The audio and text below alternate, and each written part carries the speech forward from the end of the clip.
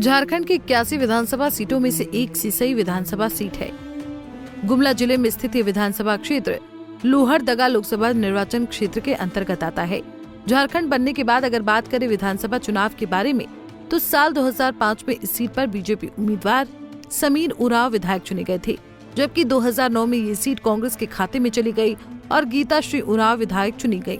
तो वहीं 2014 के चुनाव में एक बार फिर से बीजेपी ने इस सीट पर कब्जा जमाया और दिनेश उरांव विधायक बन गए।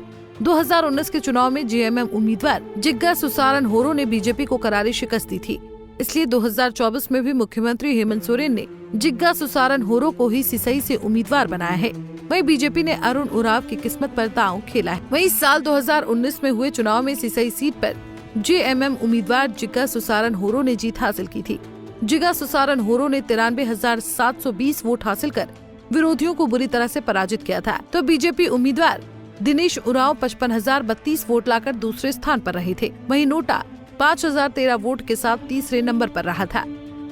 वहीं साल 2014 के विधानसभा चुनाव परिणाम पर नजर डालें तो इस सीट पर बीजेपी के दिनेश उरांव ने जेएमएम के जिग्गा सुसारन होरो को 2,593 वोटों से हराया था। दिनेश उरांव को कुल 44,472 वोट मिले थे, जबकि दूसरे नंबर पर रहे जेएमएम के जिग्गा सुसारन होरो को कुल 41,879 वोट मिले थे। तो वहीं तीसरे स्थान पर रहे कांग्रेस की गीता श्री उरांव को कुल 26,128 वोट मिले थे।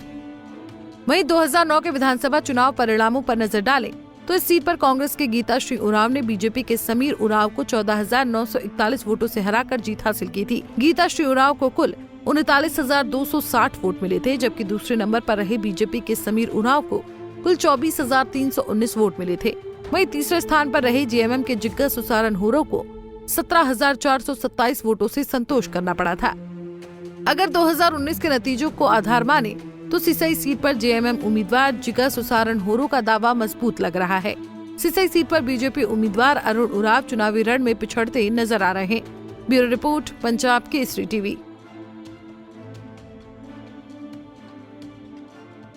हमसे जुड़े रहने के लिए हमारे YouTube चैनल को सब्सक्राइब करें और नई वीडियो की नोटिफिकेशन के लिए बेल आइकॉन को दबाएं।